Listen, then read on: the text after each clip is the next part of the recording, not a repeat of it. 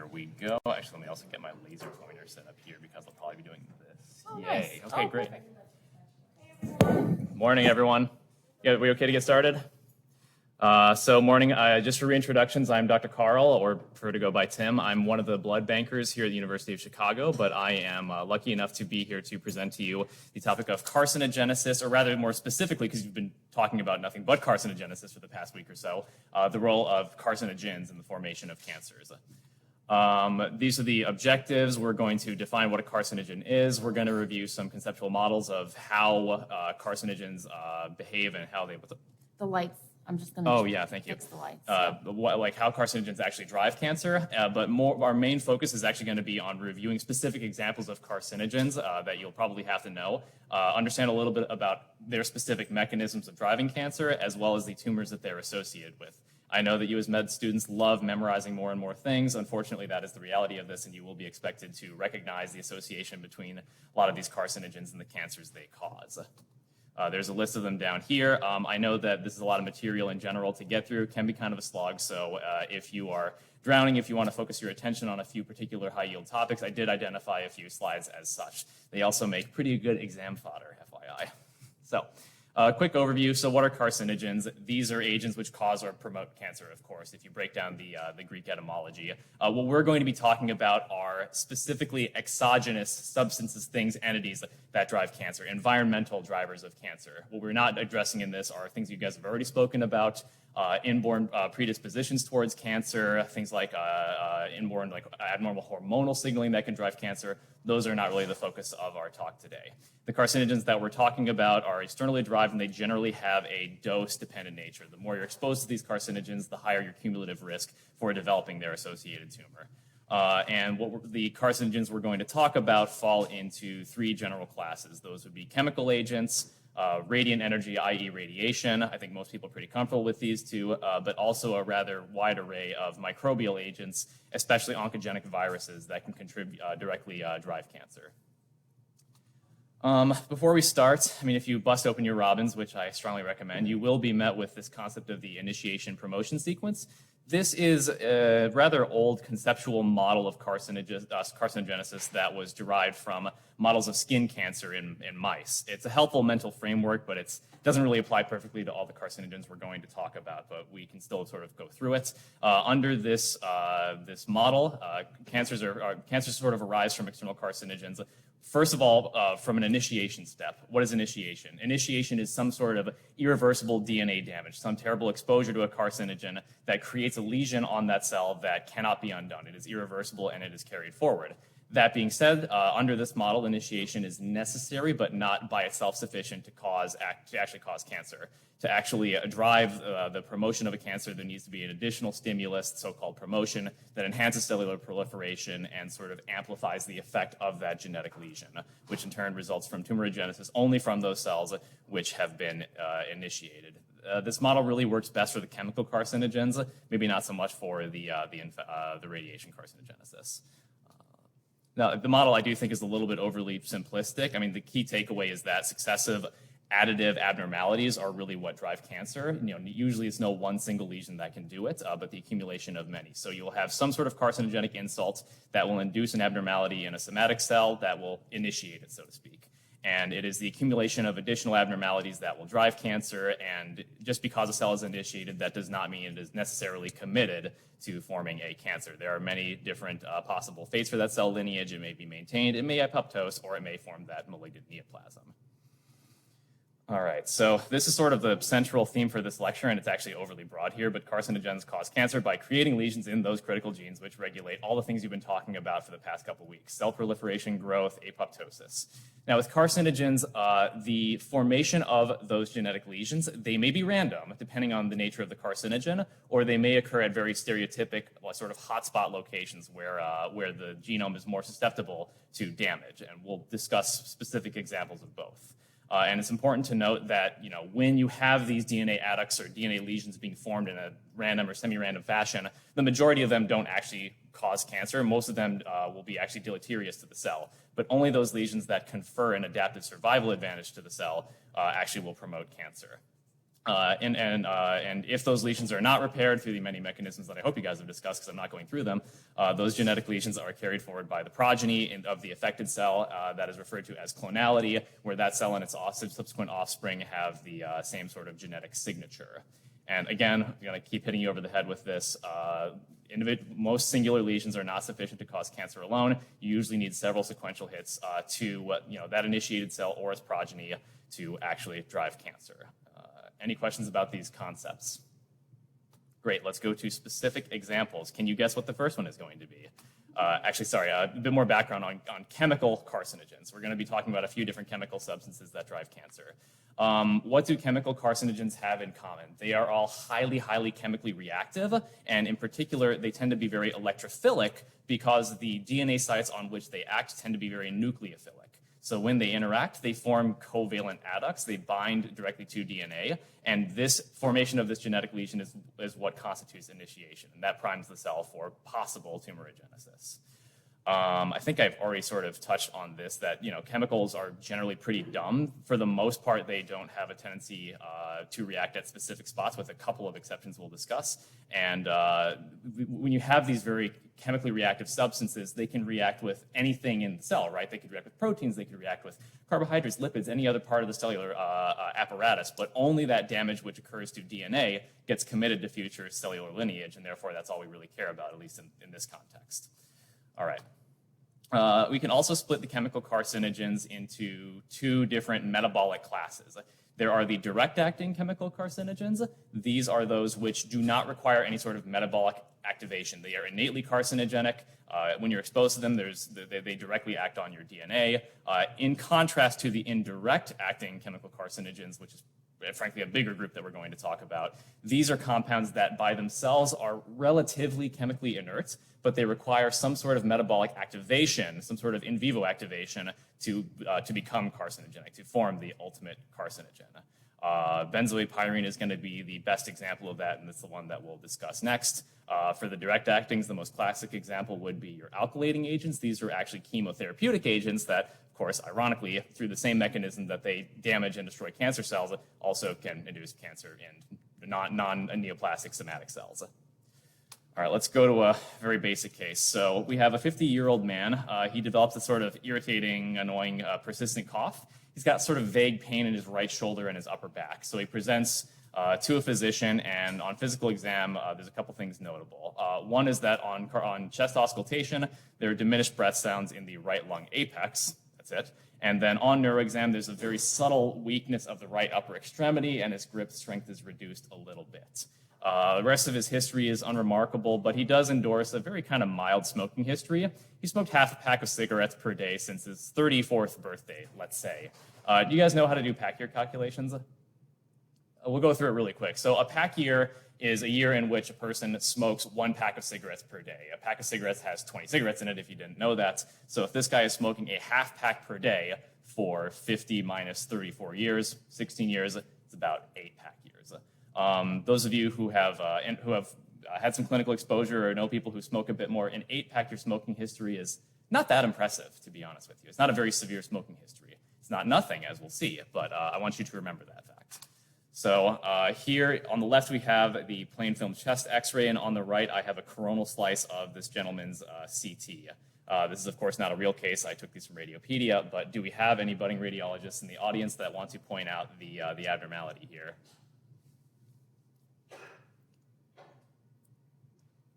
You've got your cardiac silhouette, you've got your airway, nothing obviously obstructing it. Bases are okay. I don't see any effusions. I don't notice any pneumothoraces, but what do we notice? You've got this sort of opacity in the right upper lobe. Remember that you're looking at when you're interpreting these, you're looking at the patient, so to speak. So the laterality is reversed. It's on our left. It is the patient's right. There is some sort of very opaque lesion in the right upper lobe. It's kind of oddly defined, and it looks kind of heterogeneous. So a presentation like this would make you concerned about some sort of a malignancy. Big surprise given the contents of this lecture. Are you guys familiar with what a Pancoast tumor is? Okay, we can briefly review that. So a Pancoast tumor does not refer to a biologic type of lung cancer, but rather any lung cancer that occurs in this specific location. And it is so named because of the fact that in this site, there are many other very important structures that the tumor can erode through or invade. And it is the invasion of these structures that generates very distinctive clinical phenomenon that occur.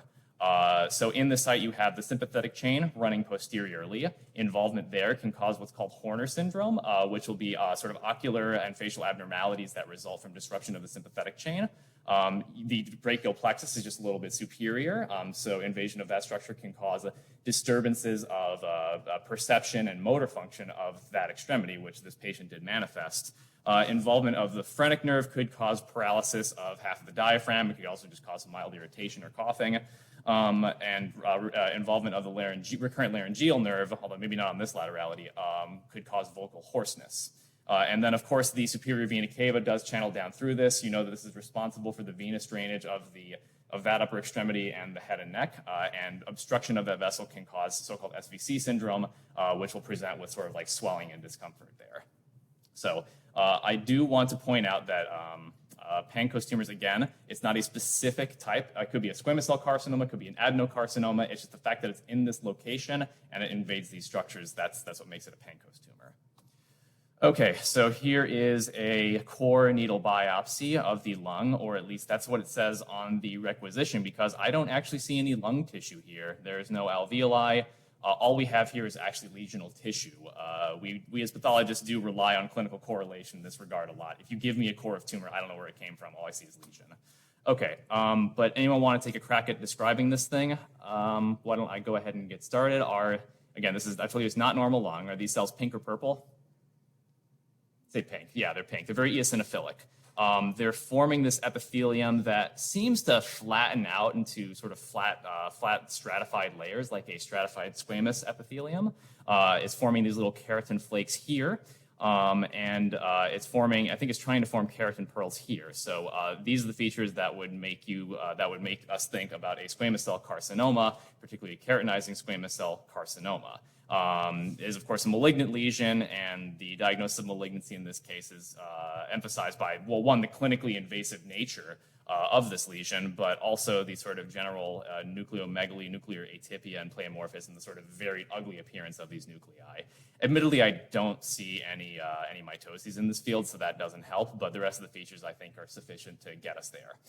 What you should know about squamous cell carcinomas, although you'll talk more about individual tumors in your second-year pathology courses, is that squamous cell carcinomas, their main association is tobacco smoke. This is the most common lung cancer that's associated with tobacco smokers, at least historically. And I sort of was a little dishonest in presenting this case because squamous cell carcinomas actually usually present more centrally. They're more commonly seen in the proximal tracheobronchial tree. And the reason for that is that there's much more exposure to the carcinogen at that site. There's much more smoke moving through there, much more exposure to the carcinogen. A Pancoast tumor, squamous cell carcinoma, would be pretty rare, but this is medical pedagogy. You guys get weird zebra cases to learn from. All right. Okay, so let's talk a little bit about tobacco broadly. Of course, as you know, this is the historically worldwide biggest, most concerning drug of abuse from a cancer standpoint. Of course, tobacco contains the psychoactive alkaloid nicotine, which is absorbed by how it's usually by inhalation of combusted smoke. You light the cigarette, you smoke it, right? Anytime you have a combustion reaction, what is combustion? You're taking in organic compound, a hydrocarbon of some type, or a mixture thereof, and you are rapidly and completely oxidizing it. So normally the end product of oxidation of combustion would be carbon dioxide, water, and then whatever like ash or whatever is left behind from the nitrogen and phosphorus that's in the cigarettes. But the sequential steps to go from these basic naturally occurring hydrocarbons to carbon dioxide, there's a lot of very weird, aberrant intermediate molecules that are all very, very highly reactive. And if those are able to escape, or if they're not completely combusted, those are the compounds that we believe to really drive cancer from smoke exposure. There's many different classes. The polycyclic aromatic hydrocarbons are where we're going to focus our attention, but notice that you can get all sorts of wacky-dacky molecules that are formed in this setting. Naphthalamines, nitrosamines, benzene, I think we're familiar with, aldehydes, and if those of you remember from your after-school DARE classes, if that's still a thing anymore, that there are other nasty things either intentionally or naturally occurring in cigarettes, like heavy metals and even trace radioactive compounds. I will point out that nicotine itself is not widely recognized as a major carcinogen. It's really the incomplete combustion products, and as well as these other additives that are most guilty. Okay, so let's talk about these compounds. We're going to give an example one. Benzoate-pyrene is probably the best described of the polyaromatic hydrocarbons in its ability to cause cancer. So what is this? It's a flat, multicyclic, pretty planar molecule. It's flat. It can intercalate between DNA base pairs, but in and of itself, it's relatively chemically inert. So in order to cause cancer, it has to be activated at some point in vivo to form the ultimate carcinogen. And that activation occurs through the action of the cytochrome P450 enzymes. If you guys are familiar with that from maybe some cell biology, these are enzymes that are present in many tissues, but they're especially enriched in liver. They are responsible for a lot of different metabolic reactions, but in general, they tend to oxidize things. They're responsible for oxidizing, especially foreign substances. They're heavily involved in drug metabolism. And the main thing that they do is, again, oxidation. You'll notice that this aryl ring here gets converted, gets oxidized to the point of having a couple hydroxyl groups here, but unfortunately, it contains this epoxide bond. If you remember from your organic chemistry days, epoxide bonds are very high energy. That bond angle is very, very, very uncomfortable for the molecule, so to speak, and it is highly reactive. And so this molecule has sort of a propensity to find other nucleophilic sites, for example, those on DNA, maybe on the guanine that it sort of intercalated itself next to, and it will then form a covalent bond with that when given the chance. This is the formation of a DNA adduct, which is sort of key to carcinogenesis. I will also point out that many different substances, not just polyaromatic hydrocarbons, but a lot of foreign substances in general, can induce production of these cytochrome P450s. There's a sort of a feed-forward mechanism with these. Okay, so DNA adducts, probably maybe like the most important concept to understand for chemical carcinogenesis. So what are DNA adducts? This refers to structural abnormalities of DNA due to many different possible reactions that can affect, one, the reading of genes in that site, but also the cell's ability to replicate DNA at that site. When you have DNA adducts and you try to duplicate there, you have a higher risk of having miscoding, copying errors. This is generally not bad. So again, here's the nice mock-up of the structure of DNA. Here's your nice base pair, base pair, base pair, base pair, and then you've got this jackass molecule that is covalently bonded to guanine here, creating a kink in the DNA structure. Now, in this example, we were talking about benzoate-pyrene forming a covalent bond here, but there are many different, any sufficiently reactive compound can cause formation of these DNA adducts. Other carcinogens, as we'll talk about, and then definitely radiation. And again, just remember that general reactivity, it's semi-specific for DNA. This molecule could react with other things in the cell and probably does, but it's only that damage to DNA that we care about because it is carried forward. Let's go back to our case. So this guy, unfortunately, he has a squamous cell carcinoma, and he had an 8-pack year smoking history. It's mentionable. It's not a very extreme tobacco smoke exposure history. Spend some time at the VA, and you'll meet vets with 100-pack year smoking histories. They've smoked 3 packs a day for 33 years. Absolutely. So why was this patient so unlucky? Could there be individual patient factors at play that could explain the early formation of such a cancer?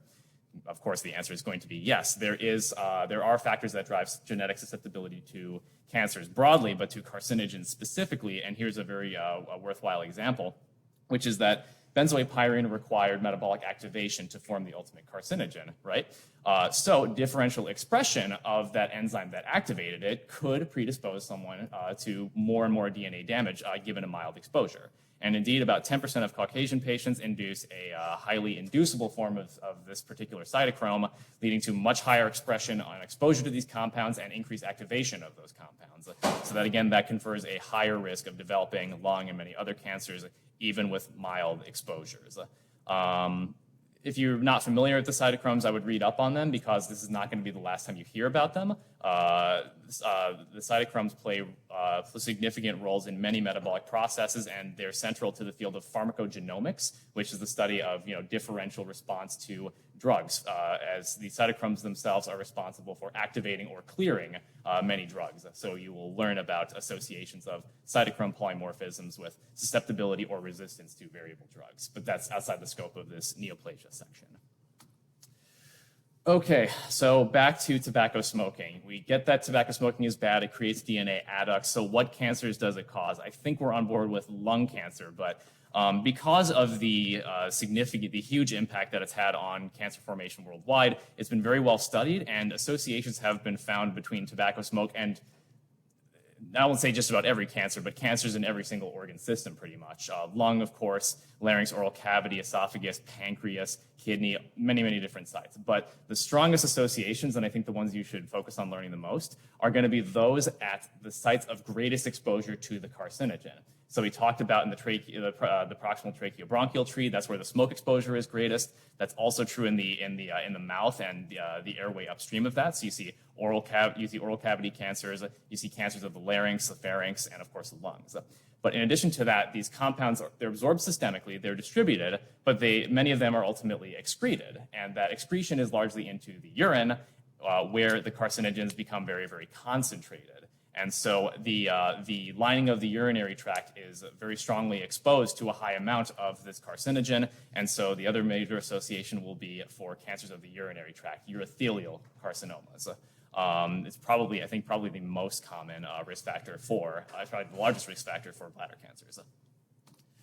Okay, clinical correlate for you. So this patient actually wouldn't have met these criteria, but many cancer societies and as well as the U.S. Preventative Services Task Force have made recommendations for patients that have a significant smoking history or currently still do smoke and meet these criteria. These patients should actually undergo screening CT imaging annually to screen for the detection of new lung cancers, given that they've had a significant enough exposure. It's a grade B recommendation, so it is recommended with relatively high certainty of benefits. So if you have family members in your life that have or have previously significantly smoked and they're not getting the screening, you may want to tune them into that. And you'll also want to know this for your future family med rotations. Okay, a bit more about this sort of big group of incomplete combustion products. They are present, yes, in tobacco smoke. They're also present in many cooked foods, especially those foods that are cooked over a very high heat, so like grilling or frying. Of course, smoked foods, as you would expect. And it is the consumption of these compounds, especially within red meats, that puts the U.S. is thought to put the U.S. at the very top of the world for rates of colorectal adenocarcinoma. Something about the compounds they are prone to promote colorectal adenocarcinoma when consumed with red meats. As a parallel, over in Japan, where red meat consumption is much, much less common, the rates of colorectal carcinoma are much lower, but the rates of gastric adenocarcinoma, stomach cancers, are much higher. And the thought there is that's due to the increased consumption of fish, especially grilled and preserved fish, with preservation methods that are thought to enrich for nitrosamines more so than polyaromatic hydrocarbons.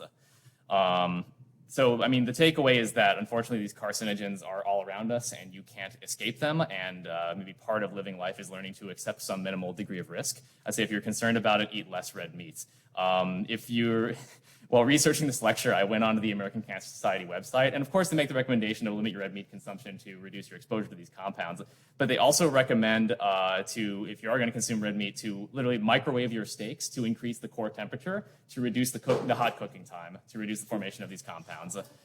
There's something to be said about accepting that risk and living your life. So, anyways, any questions about tobacco smoke, combustive compounds? All right, let's go ahead. Oh, sorry, go ahead.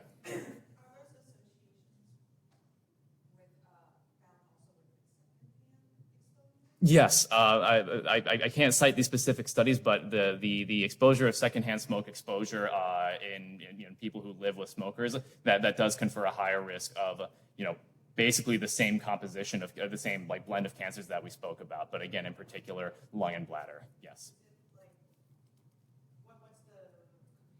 How do you, I guess it sort of depends on how closely or intensely you're exposed to that smoke. Obviously, when someone lights a cigarette and they're inhaling it, they're getting the vast majority of the exposure, but I guess I'd have to defer to any studies that show the relative concentration of these compounds.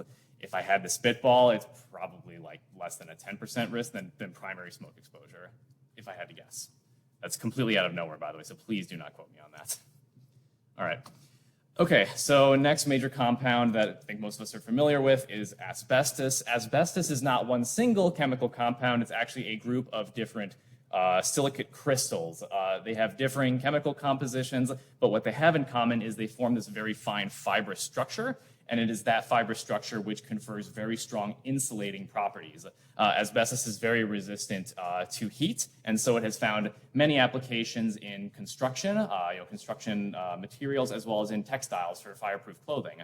At least it has formally, because it has been recognized that this thing is associated with a lot of cancers and is a very high-risk carcinogen. That being said, it still has some current application, mostly in, I think, automotive parts and some military applications, but you really shouldn't be seeing it too much more unless you hang out in the Billings Hospital too much.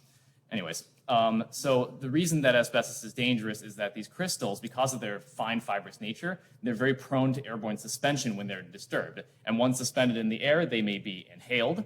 And it is the inhalation of those crystals that is strongly associated with two different cancers.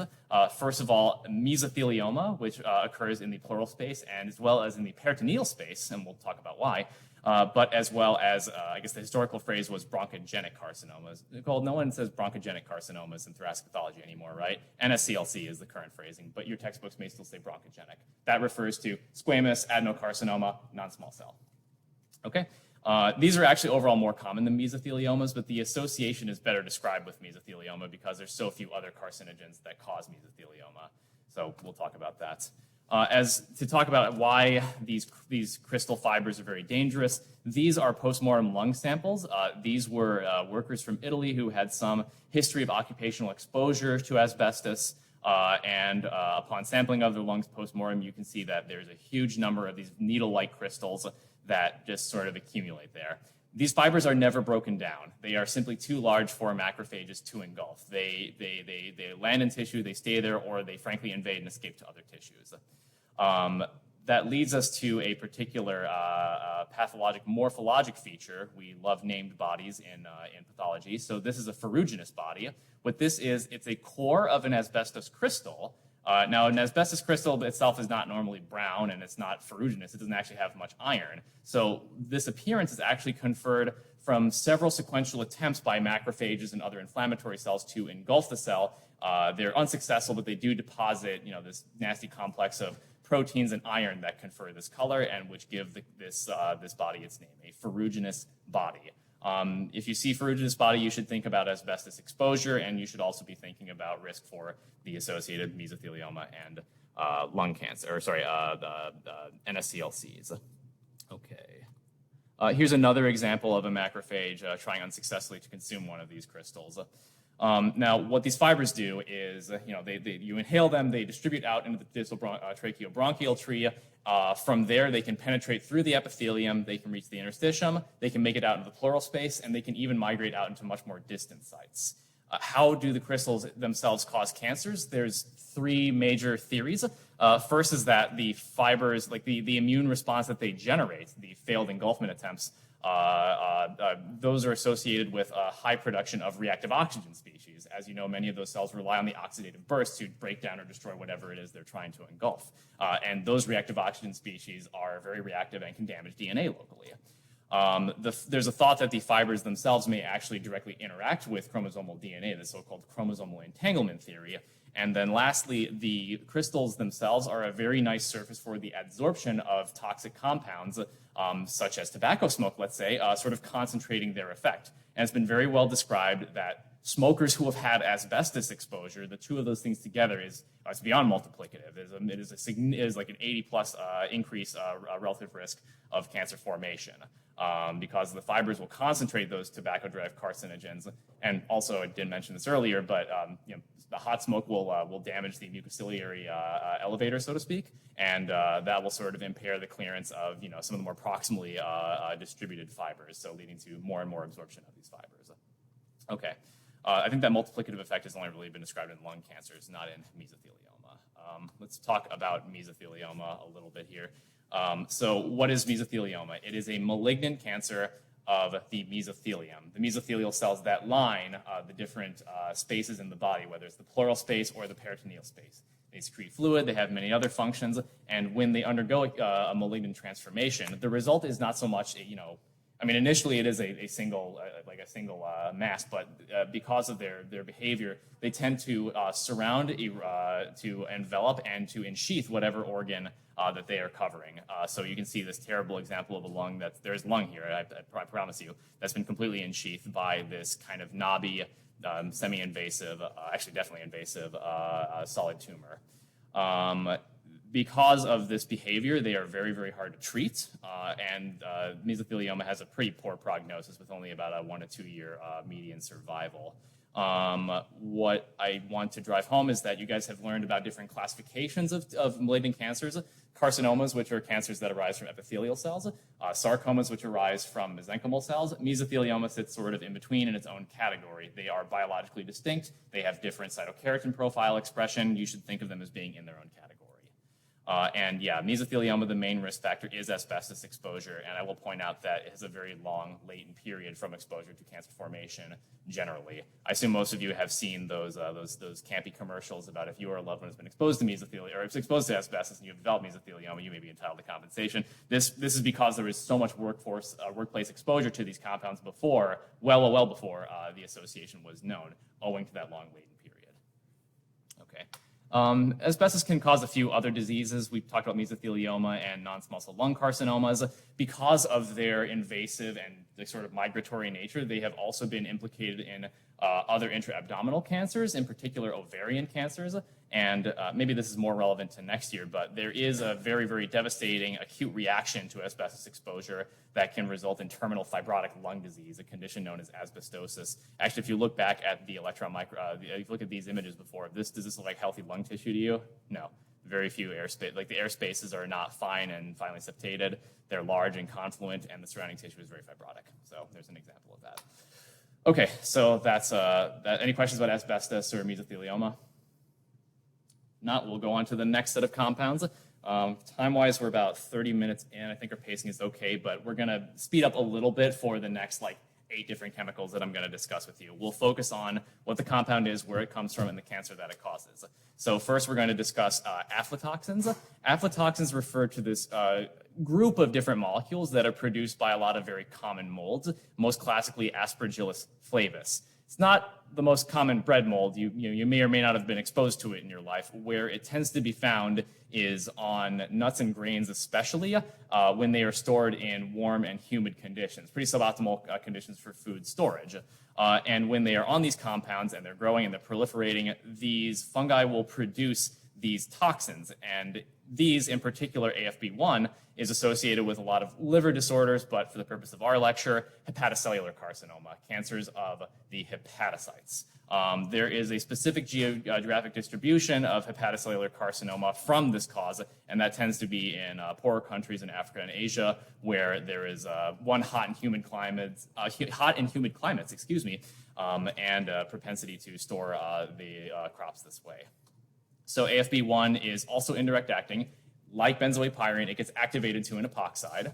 But what's interesting about this is that this one sort of breaks the rule that I spoke about earlier about chemicals being dumb and reacting randomly. It has been found that the DNA adducts that form in association with aflatoxin exposure, they appear to preferentially form at a specific site on the TP53 gene.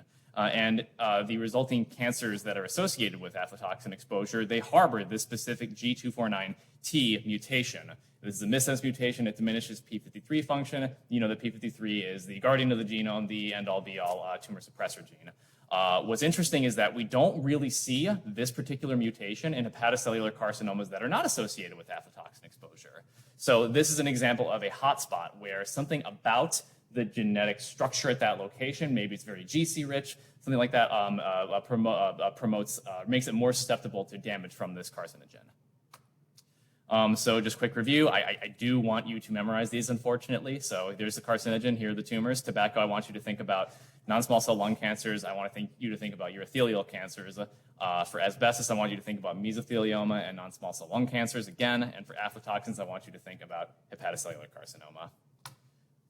This slide is not a metaphor. Does anyone know what this is or where this occurred? occurred a few months ago. If you're following the news, there was a very unfortunate industrial trail derailment that occurred over in East Palestine, Ohio. And among the industrial chemicals that were being transported, a little humble molecule that is otherwise only ever talked about in this exact lecture came to the forefront, and that would be vinyl chlorides. So what are vinyl chlorides? The name might be familiar because these are compounds that are used in the production of polyvinyl chloride, which is a very, very common material used in plumbing and many other applications. The polymer is safe. The polymer is non-reactive, but the monomer is very, very highly reactive. We won't worry too much about the mechanism, but what I want you to know is that once it's activated, it is associated with many cancers, but in particular, again, hepatocellular carcinoma, but distinctly liver angiosarcomas. This is not cancer of the hepatocytes, but cancer of the endothelial cells, the vessel-forming cells that are within the liver. It seems like the proximity of these angiosarcomas being in the liver implies that that metabolic activation occurring mostly in the liver is what's driving it. So vinyl chlorides, liver angiosarcoma. Okay, this one's really tragic. Probably the most widely consumed and abused carcinogen is our old friend ethanol. Ethanol is associated with many different cancers. Itself is directly responsible or attributable to many cancers of basically the GI tract, esophageal, oropharyngeal, and colorectal cancers, which makes sense because that's where you're being exposed to this compound most directly. And the mechanism of action is not fully known. You guys might identify that there's a logical incongruency in this slide. I'll see if you notice it. But it likely relates to the formation of specific metabolites. Just to review, ethanol is normally converted by liver alcohol dehydrogenase into acetaldehyde, which is then further converted to acetates by aldehyde dehydrogenase. Acetate is not very toxic. It's the conjugate base of acetic acid, which we know as vinegar. But this aldehyde compound is relatively reactive. It can form DNA adducts, and it can promote reactive oxygen species production. So this is one of the putative mechanisms by which ethanol may drive cancer. It is widely known that alcohol consumption is associated with all-cause increases or all-site increases in cancer formation. So again, you can avoid these exposures. Well, maybe you can. Anyways, I also want to point out that the natural end stage of alcohol abuse would be end-stage liver damage, cirrhosis, as you know, and cirrhosis is also associated with hepatocellular carcinoma in general. We'll talk about that more when we talk about the viral hepatitides, but just know that it's GI tract, but also liver in the setting of cirrhosis. Okay, well, we're going to talk about the only direct-acting chemical carcinogens in this lecture. So as discussed, chemotherapy drugs, let's split out what chemotherapeutic drugs are broadly. When you hear the phrase conventional chemotherapy or traditional chemotherapy, what they're referring to is this. These are very nasty toxic compounds that are dangerous and deleterious to all of the cells in your body, but they exploit and specifically target cancer cells on the basis of their increased kinetics. Cancer cells are much more metabolically active. They're undergoing DNA replication, growth and replication much more. And so the basis of these drugs' action is to target those highly metabolically active cells. And the way that these examples here work is to form DNA adducts. So we'll take this first example. This is cyclophosphamide. This is an alkylating agent. It's actually a nitrogen mustard. Nitrogen mustards were actually first described in World War I. This is the mustard gas that was used to essentially bomb out the trenches. On exposure to mucous membranes, it would form sulfuric acid and other nasty things, but it was found that these soldiers would develop leukopenia. They would develop very low white cell counts, and so that led to the investigation of this compound, or related compounds, nitrogen mustards, for the treatment of leukemias. Ironically, the formation of DNA adducts, which occurs when these long alkane chloride arms interact with DNA, they will covalently bind. They can bind another site. They can cross-link. They form structural adducts. And the formation of those adducts actually drives formation of other cancers, in particular myeloid neoplasms. So acute myeloid leukemia, MDS, maybe some lymphomas. There are many other alkylating agents that are commonly used, but nitrogen mustards are kind of the classic exemplar. Topoisomerase inhibitors, you might be somewhat familiar with these. As you know, topoisomerase is an enzyme that's important for DNA replication because as part of replication, there is a lot of torsion that's placed on the downstream chain, which needs to be resolved in order for the replicative apparatus to continue. So topoisomerase makes that one-sided nick. The DNA is allowed to unfurl, and then it re-anneals. If you were to inhibit topoisomerase, you could impair DNA replication, or you could maybe cause the formation of DNA adducts during replication. So that's the basis on which these are used to target cancer cells.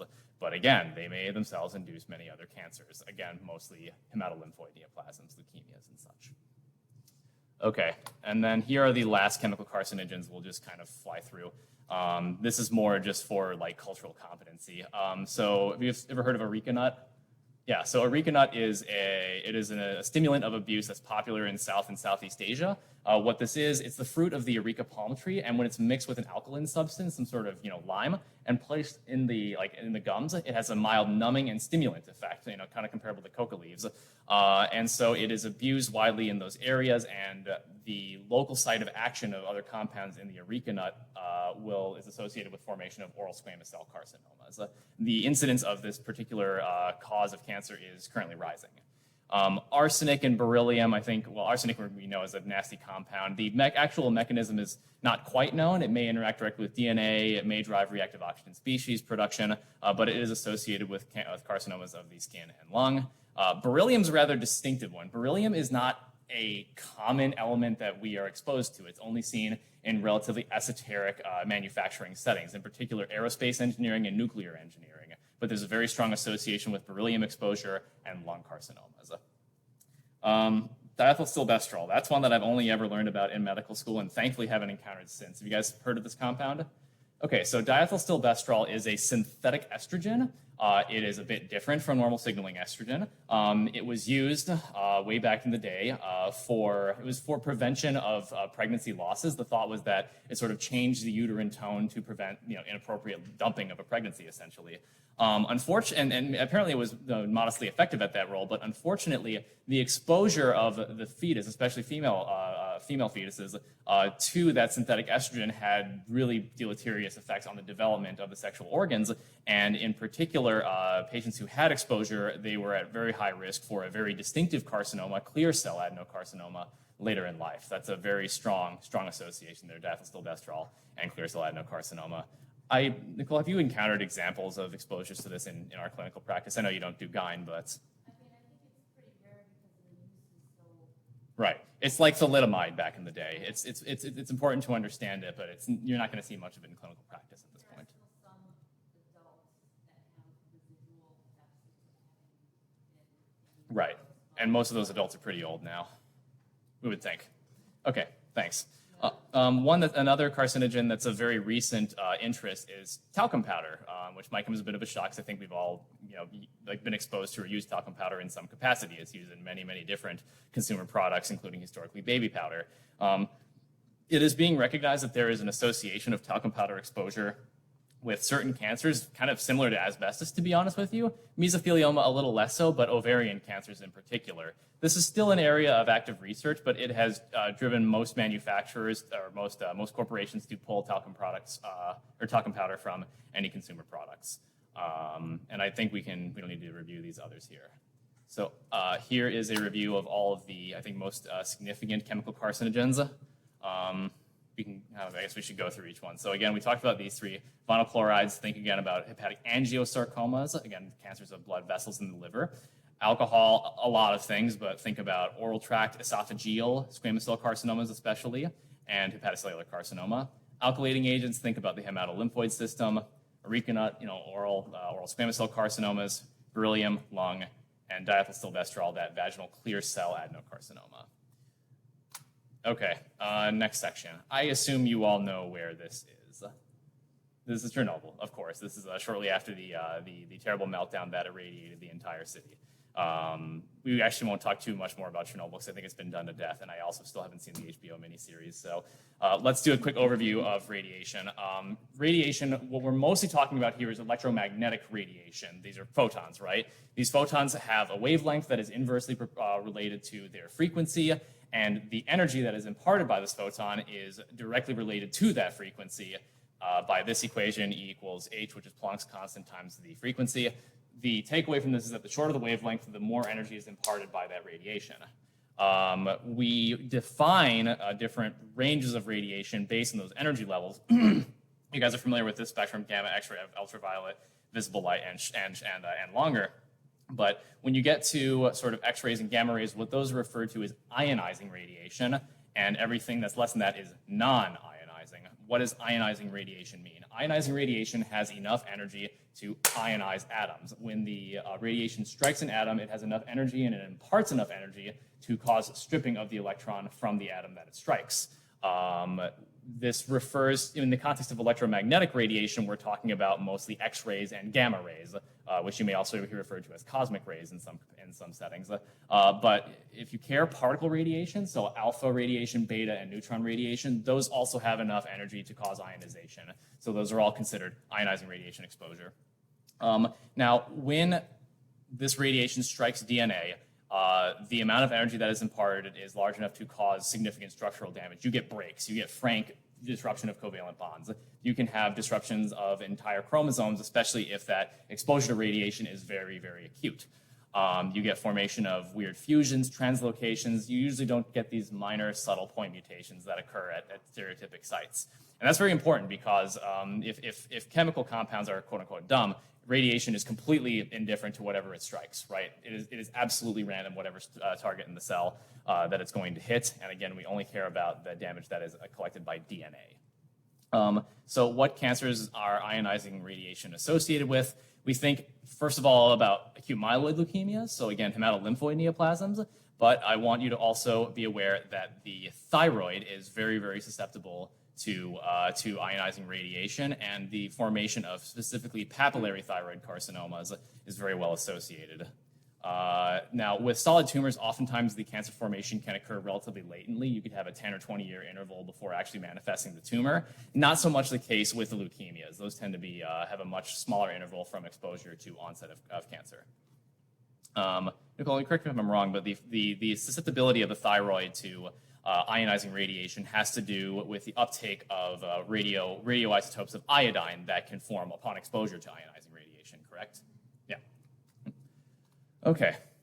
We'll talk about a few examples. I mean, I think we are all comfortable with Chernobyl, so I won't talk about that. I'll do the other one that's done to death, which is Hiroshima and Nagasaki. You guys should be familiar that the survivors of the atomic bombing there, the hibakusha they're called, had a statistically measurable increase in rates of leukemias and solid tumors of many types. And that risk increases the closer they were to the epicenter, and therefore the greater their exposure, their radiation exposure. You guys have to read Sadako and the 1,000 Paper Cranes when you were in like grade school. No one reads that anymore. And my wife didn't recognize it either. Okay, it's a story about a young girl who survived the bombing and developed an acute myeloid leukemia. And you know, the thought was that you fold 1,000 paper cranes to make a wish and be cured. And unfortunately, she didn't make it, and it was very tragic. And I was scarred by it. So do read it sometime. Anyways. Moving to another example of atomic weapons testing in that era, the Marshall Islands. This is American territories out in the Pacific Ocean, which were used as the testing grounds for a lot of progressively bigger and scarier nuclear weapons by the U.S. during the Cold War. This area is referred to as the U.S. Atomic Nuclear Proving Grounds. So many bombs were tested there. The native islanders were evacuated, of course, before this testing occurred, but then they were returned to the island subsequently. The problem is that there is widespread radiative contamination of the sands there and a lot of the the environment generally. And natives that returned to the island were found to have a very, very significant increase in cancers of many different types. This is widely recognized, and the U.S. has actually paid reparations for this. We can go a little further back in time to like the turn of the 20th century, where medical quackery was really abounded. We as a society were generally a little more cavalier about cutting-edge science and nasty compounds. Well, at the time, we really loved radium. Radium is very cool. It glows green. That's where you see that radioactive characteristic glow and like that we see in popular media. That's from radium, and we would put it on all sorts of things that you really wouldn't want to, like watch faces or clocks, things like that. And the application of those radioactive dyes was generally done by women who, I guess, were of a fair controlling disposition. And unfortunately, those women had a much higher rate of many different cancers, but especially oral cancers because of a tendency, this is the story goes, of licking the paintbrushes that they would apply the radium with. Another more shocking example, this was Eben Byers. This was a famous golf player and socialite, which is a thing people were back in those days. Every day he took a tincture of radium, Radithor, to, boost the vigor, something like that. And unfortunately, that radiation exposure caused the formation of a terribly invasive jaw neoplasm that eventually caused the jaw to slough off. Probably there's an element of osteoradionecrosis there, but yeah, nasty stuff. Okay, so These examples are very well described because exposure to acute doses of ionizing radiation are thankfully very rare in human history. But where would you and I get exposure to ionizing radiation? Most of it is just from the background. Exposure to this radiation is a fact of life. Those cosmic rays are striking us at any given time. You cannot avoid it. But the remainder of exposure comes from medical imaging. That is the second largest source for people generally. So I have here a chart of the radiation exposure in millisieverts of different medical procedures and also many different things you might do in your life. So the daily background dose, just hanging out here in Chicago, not far from sea level, is about 0.01 millisieverts. For reference, the lowest annual dose that historically was associated with cancer risk is, 10,000 times that? Not too bad. If you were to take a flight from New York to LA, the amount of time that you're in the air with less atmosphere above you to block those cosmic rays, that would provide some, mostly negligible radiation dose as well. It would be 4 times a daily exposure. Well, how about medical imaging? A chest X-ray, it's 0.02. It's like 2 daily exposures worth. Not very much at all. Even less for like a hand or a leg X-ray, right? Where you start to run afoul of radiation dosing is when you get into CT, computerized tomography imaging.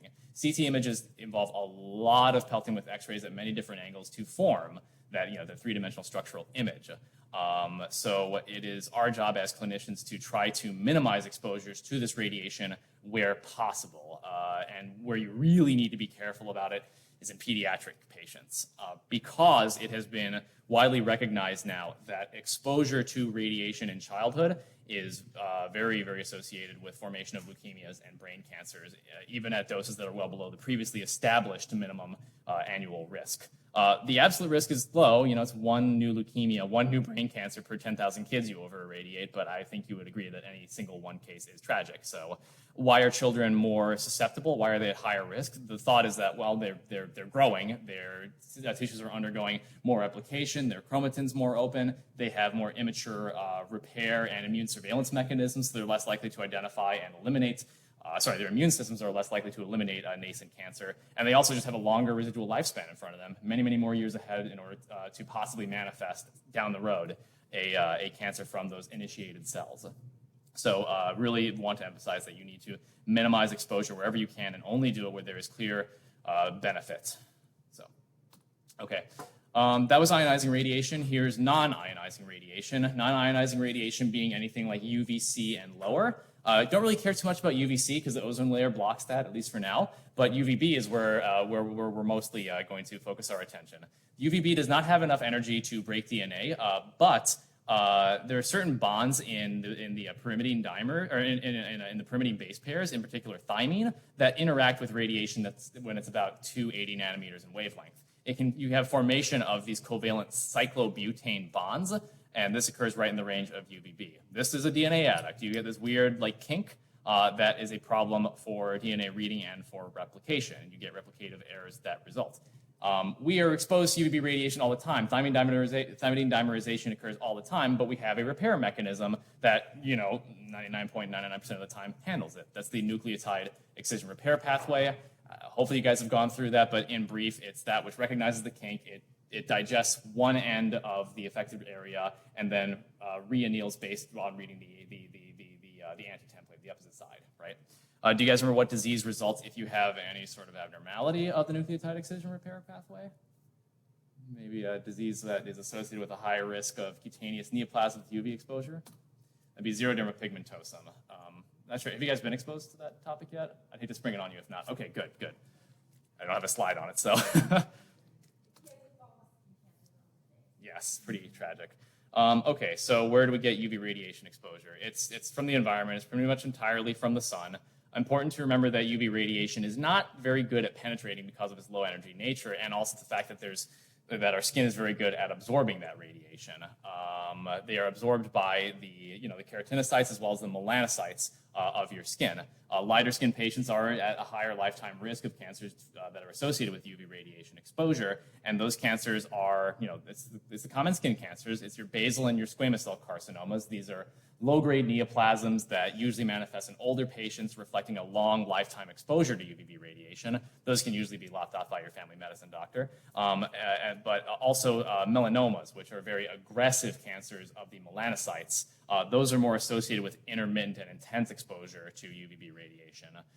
They occur, of course, in the skin, but you should also remember that, that melanocytes can be found in many other tissues, and ocular melanomas have been described in association with UVB exposure. Besides the eye, where on the skin do you find these things? Just think about sun exposed sites. Think of scalp, think of head and neck, think of unclothed skin. And you should also think about patients who have who spend a lot of time in outdoor unprotected settings. So, outdoor occupations like construction workers, teamsters, farmers, that sort of thing, as well as those who use tanning beds. So the recommendation to minimize your exposure to this is, well, one, you could just not go outside, which kind of sucks, or you could use sunblock. That's it. Okay. Last section is going to be microbial carcinogens. I'm going to split them into two classes. One, you've got oncogenic viruses. These are viruses that infect our cells and directly interact with our genome in some capacity, and they promote cancer through very well-described mechanisms.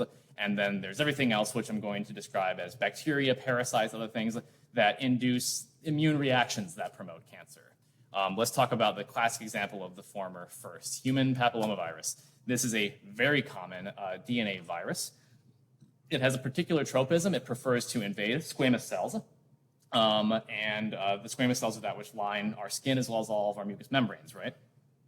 There are many, many different variants of HPV. The ones that you'll probably encounter over and over again in your readings will be these two low-risk serovars, type 6 and type 11. These are not really associated so much with cancer. They're associated with benign proliferations, warts, and papillomas. They're ugly. They have a near zero, not completely zero, but a very low capacity to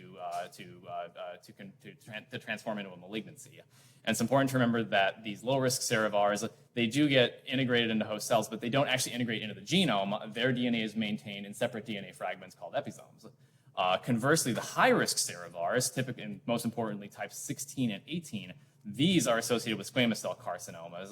Squamous cell carcinomas, most classically of the cervix, but also of the head and neck, the tonsils, the female genital tract otherwise, the penis, and the anus. Those are the main sites where these cancers can form, these squamous cell carcinomas. And these high-risk serovars do integrate with the host genome. And they most importantly, they express a couple of oncogenic proteins, E6 and E7, which we will talk about in the next slide. What you should know is that this is is a major cause of cancer worldwide. The WHO estimates that 5% of all cancers implicate HPV in some way.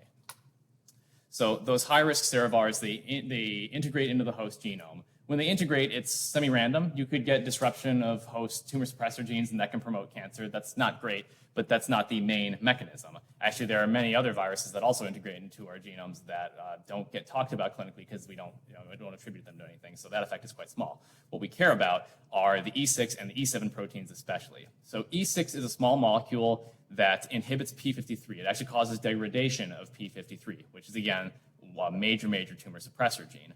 It also activates the TERT pathway, which increases telomerase expression to allow for immortalization of that cell lineage. So the action of both of these things is going to promote growth and prevent destruction of the cell. There is also E7, which specifically pushes these cells through the G1S cycle checkpoint. It does this through a couple different mechanisms. It inhibits inhibitors of cyclin-dependent kinases, thus promoting the cell cycle. And then, very importantly, it inhibits retinoblastoma, which you know is a major stop at this checkpoint. A retinoblastoma normally inhibits E2F, which is a transcription factor that promotes progression. And so it is the inhibition of that releases E2F to go and push the cell through the cell cycle. Important to note that the downstream effect of this is upregulation of the P16 protein, and we as pathologists and laboratorians can exploit this by looking for increased P16 expression by immunohistochemical studies or by molecular assays. Okay, let's go to the next slide. Good. So important thing to know is that HPV infection by itself is not, it's implicated, but is not by itself sufficient to cause cancer, and not every single person who gets an HPV infection at a particular site, even a high-risk serovar, will develop a cancer. The progression is that you get increasing amounts of dysplasia, but at any point, the dysplasia can sort of regress up until the point that you get an invasive cancer, from which you cannot return. The thought is that there is immune clearance of this virus, there is a response, and it's kind of a balancing. It is not simply you get the virus, you get the cancer immediately.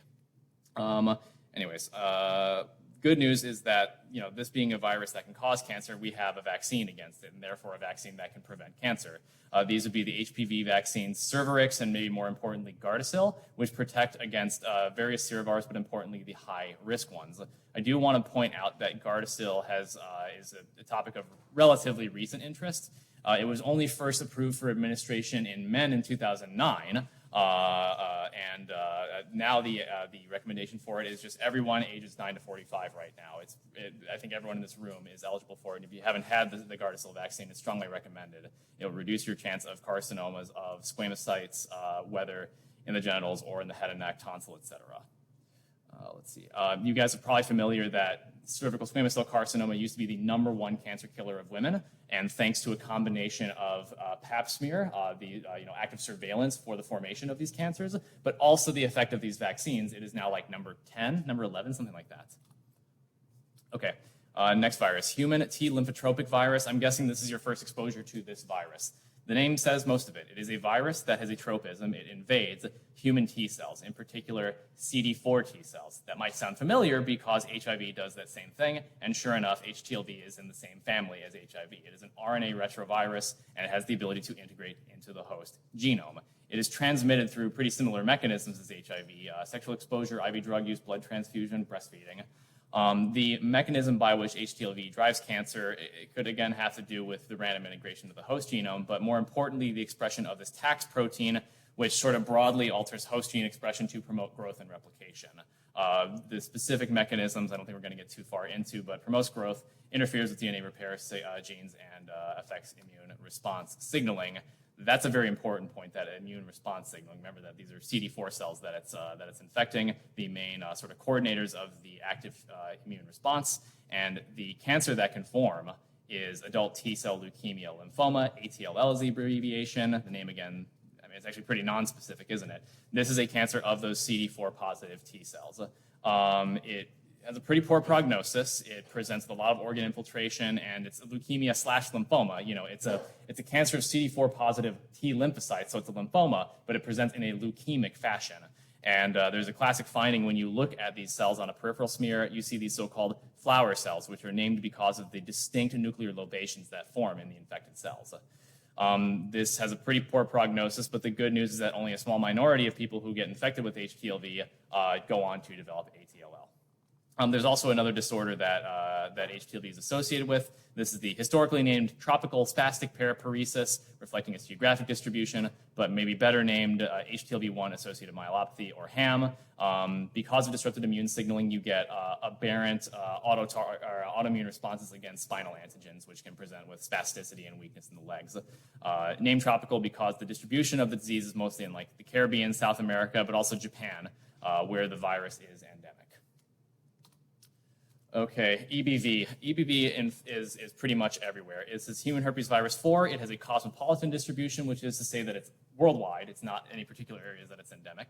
90% of people are infected at some point in life. Therefore, most of us have been infected by EBV, and that EBV has integrated into our genomes.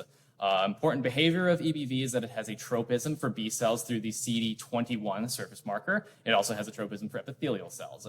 It is a cause for many, many, many different cancers, but the two we're going to focus on are going to be Burkitt lymphoma and nasopharyngeal carcinoma. Burkitt lymphoma being a lymphoma of those B cells that harbors a very distinctive 814 translocation, and nasopharyngeal carcinoma being a subset of head and neck squamous cell carcinoma. It's not being caused by HPV, it's not being caused by smoke exposure, it is caused by EBV unequivocally. Okay. All right, now the consequence of EBV infection and integration, like how does EBV actually cause cancer? There are a few different, very well-described proteins or antigens that drive it.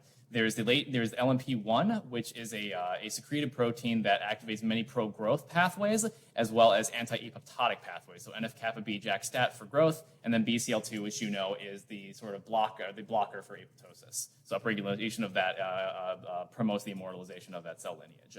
And then there's also the Epstein-Barr nuclear antigen, EBNA, which can activate many different proto-oncogenes, including those that drive the cell cycle. It also secretes they describe it as a viral cytokine, a compound that's very, very analogous to human cytokine, which leads to suppression of the immune response to the infected cell. So you can see the obvious survival advantage for the virus there. Now, the end result is a pro-proliferative state that isn't itself quite sufficient to drive cancer, as we'll see. Let's look at Burkitt lymphoma. Again, it's a B-cell lymphoma. It is split into at least three. We'll talk about these three variants. The endemic variant is that which is very strongly associated with EBV infection. It's seen mostly in Africa. It's seen in New Guinea. Why, we're going to discuss very briefly, and it tends to manifest in the jaw and facial bones. In the US, you're mostly going to see either the sporadic or the immunodeficiency-related variant. The sporadic variant doesn't seem to implicate EBV, and it also tends to manifest in abdominal sites. And then the immunodeficiency-related variant is seen in patients who are immunosuppressed, those with HIV, or those who are post-transplant and have received a heroic dose of immunosuppressants. That one is pretty aggressive, and it tends to manifest in nodes and marrow. What these all have in common is, one, a particular morphology. You're going to see the phrase starry sky referred to, just overused in reference to pathologic slides, but this is what starry sky is supposed to refer to. It is a sheet of monotonous B cells that are so active and proliferative and apoptotic, that their sort of cellular debris has to be cleaned up by these tingible body macrophages that stand out against their background. That's the starry sky. That's what that refers to. The other thing they have in common is that just about everyone, the diagnostic criteria have changed recently, but you should think about it as having this particular translocation, 814. This translocation places the MYC oncogene under transcriptional control of the immune globulin heavy chain locus, which you can imagine is very transcriptionally active in a B cell population, which is responsible for making immunoglobulins. Okay, so how is EBV actually contributing to this then? How do we have variants of Burkitt lymphoma that don't benefit, that aren't associated with EBV, and some that are? So what EBV does, from the action of all those compounds we talked about, it promotes B cell proliferation. It promotes this sort of pro-growth and proliferation state, and it also suppresses immune responses against aberrant clones that may form. So the proliferation is initially polyclonal. You get a lot of different genetic variants. But over time, in this pro-proliferative state, you get the acquisition of an additional genetic hit, which results in the formation of a dominant clone, a monoclonal proliferation that then bears this translocation. This is facilitated by all the things we talked about. It is facilitated by impaired immune signaling, and that is one of the many theories why people think that the endemic variant in Africa is actually related to malaria infection, that malaria or the parasitic infection may cause a change in the immune milieu that permits the formation of this monoclonal proliferation. Okay. I know that was quite a bit, but try to remember that translocation. This theme of translocations to the immune globulin heavy chain locus, you're going to see over and over again with B-cell neoplasms, follicular lymphoma, mantle cell lymphoma. They all place oncogenes next to the IgH locus. Okay. Let's see. Nasopharyngeal carcinoma is, again, a subset of those head and neck squamous cell carcinomas, but these are exclusively driven by EBV. It has a specific geographic distribution in China, Africa, and in native populations in the Arctic. Now, again, EBV is a cosmopolitan, it is a worldwide distributed virus, so it's not as if the virus is just endemic in those areas. This implies that there is some other either environmental or inborn genetic susceptibility to formation of cancer in conjunction with EBV. We know that it's EBV associated because every single one of these will be positive when we stain them for EBV antigens. And although this is brown and looks like IHC, I promise you from the website I listed it from that this is in situ hybridization, which is actually an RNA probe. So we're looking for RNA that is derived from EBV. Okay. Let's see. A couple viruses that we'll just quickly breeze through, knowing that I have 10 minutes left. Kaposi's sarcoma virus, did I say it right? Not Kaposi's sarcoma, Kaposi. Very important Hungarian pronunciation, is human herpes virus 8. It is associated with Kaposi sarcoma, which is a malignant neoplasm of blood vessels. Not quite as aggressive in behavior as the liver angiosarcoma we spoke before, but certainly a malignant neoplasm. It is only seen in immunocompromised patients because the clearance of the virus is thought to be sufficient in immunocompetent patients. So this is a classic example of an AIDS-defining disorder, and it can manifest in the skin as well as on mucosal surfaces. The Merkel cell carcinoma polyomavirus, can you guess what cancer that causes? It causes malignancies of the Merkel discs that are responsible for fine touch sensation. The mechanism is not understood, but we know it's involved, and this is a relatively aggressive cutaneous neoplasm. Okay, so those are all the very specific oncogenic viruses that have very distinct mechanisms of inducing cancer. Let's go to the hepatitis B and C. Hepatitis B is a hepatinovirus. It's DNA-based. It does have a reverse transcriptase, but ironically, most infections just resolve after an acute phase. You get an acute hepatitis, your transaminases elevate, you feel like crap, you turn yellow, but most people will clear the infection. However, a minority of patients will develop chronic infection where they fail to clear the virus. Children are at higher risk of forming chronic infections. Conversely, Hep C is an RNA flavivirus. It should not integrate, and yet the majority of infections by Hep C do progress to chronicity and are never cleared, if not for some new treatments that are on the market now.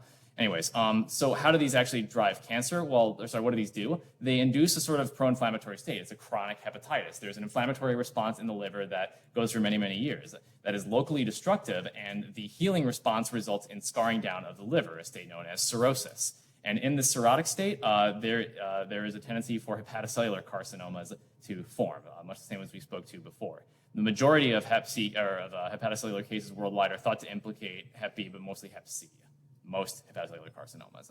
So how is that exactly what chronic inflammation? Yeah, okay, Hep B and Hep C do express some core proteins that are pro-growth and can promote cancer, but the primary driver of cancer in chronic hepatitis is that chronic inflammation. Why does chronic inflammation cause cancer? Well, going back to what we talked about with asbestos, that inflammatory response will generate a lot of reactive oxygen species that can damage DNA again. Anytime you have an inflamed tissue, the cells are dying, regenerating, repairing. They're much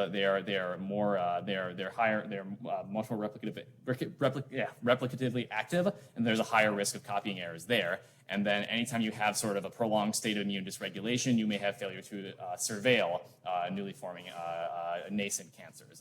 That connection is very important to understand as it applies not just in the liver, but to other organ systems and with other cancers. So in IBD, there's a higher risk of GI malignancies. In chronic or Hashimoto's thyroiditis, there's a higher risk of forming thyroid carcinomas. And again, cirrhosis from any cause promotes formation of hepatocellular carcinoma. Let's talk about something disgusting.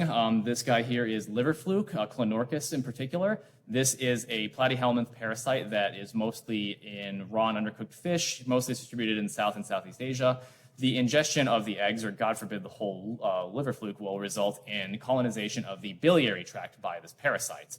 The body recognizes this infection and a chronic inflammatory state results, which results in scarring of the biliary tract and eventually the possibility of cancers of the biliary tract, which is cholangiocarcinoma. So not hepatocellular carcinoma, not angiosarcoma, cholangiocarcinoma. These can also occur within the liver, or they can be outside of the liver in the biliary tract. This is Schistosoma hematobium. Schistosoma is blood fluke, and Schistosoma hematobium is specifically a species therein where the worm transmigrates from your blood into your bladder, where it hangs out and reproduces and plants its eggs into the walls of your bladder, which induces a very intense chronic inflammation, which then will lead to a squamous metaplasia and then eventually a squamous cell carcinoma. So this is a very well-described association there.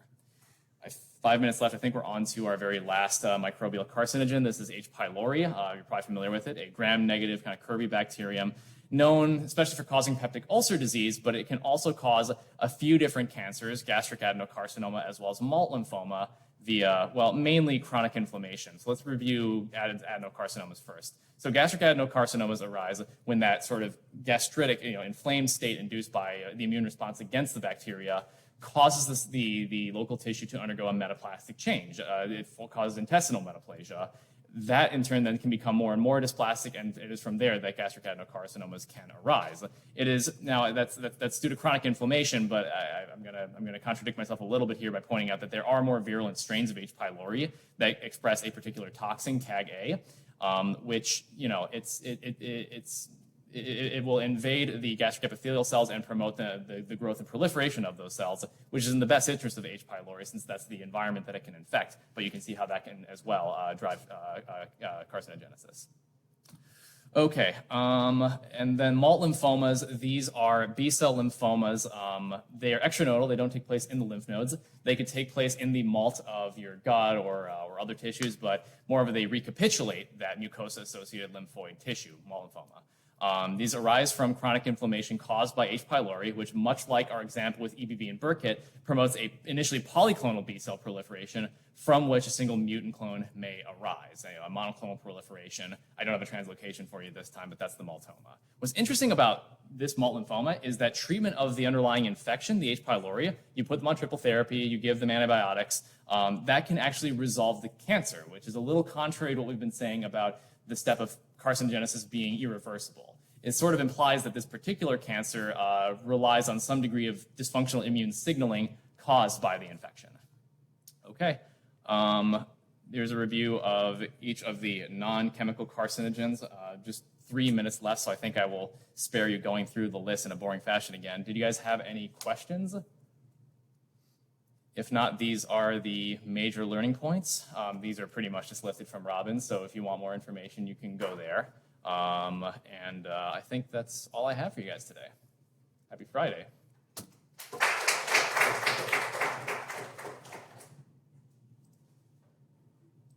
So I hit stop.